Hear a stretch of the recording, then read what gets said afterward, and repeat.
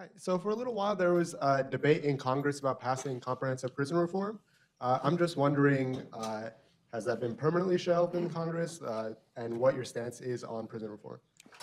I'm for almost any criminal justice reform you can name. I'm for it.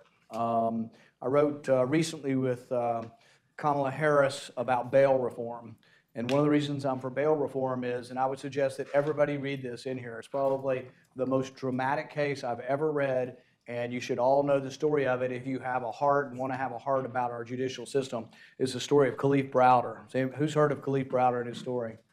Not many. You should all read it. It's in the New Yorker about a year and a half ago. He was arrested for allegedly stealing a backpack. He is put in Rikers Island. He's 16. The bail's $3,000. He cannot come up with bail, so that's the first problem. But here's the second problem. He was kept for 3 years in Rikers Island, 2 years in solitary confinement. He was beaten by guards, beaten by prisoners, which also shouldn't happen in our prisons, and then ultimately tried to commit suicide in prison several times, got out, never could function again, and then committed suicide, and unfortunately was successful. We need reform of this system. The other thing you need to be aware of, and this will be way out there for some of you in the Federal Society, Michelle Alexander. Read her book about, can anybody remember the name? The New Jim Crow. Say again? The New Jim Crow. The New Jim Crow, because it talks about, and I think this is an important distinction also, it is not, most of the disparity in our outcomes of our judicial system is not intentional racism, I don't think. I don't think the cops are all racist. I don't think the mayors and judges and lawyers are all racist. But I do think there's a disparate outcome when you look at who's in prison. If you measure drug use from whites and blacks, it's about equal by most surveys. But if you look at the prison, 4 out of 5 people in prison are black or brown. They don't have the resources. They do worse on plea bargaining. Every step of the way, they don't do as well.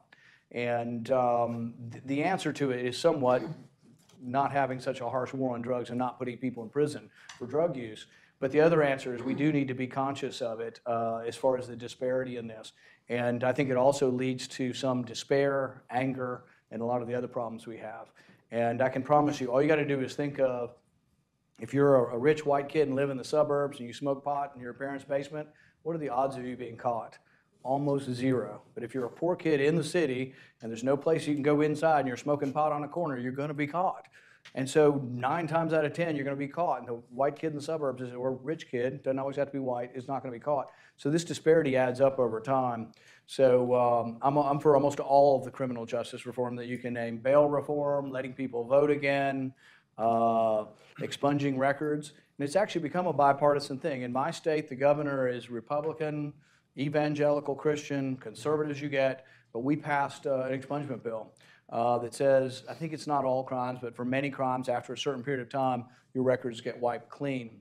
And from a Republican point of view that doesn't want a huge welfare state, I want people to work. If you've committed a crime, you're not going back to work if you've got a record that prevents it. And you're either going back to committing crimes, but to get people back to work, and not everybody will. I mean, a third may work, a third may commit more crimes, and a third are going back to jail. But we have a chance with some people if we'll let them have a second. We will make America great again.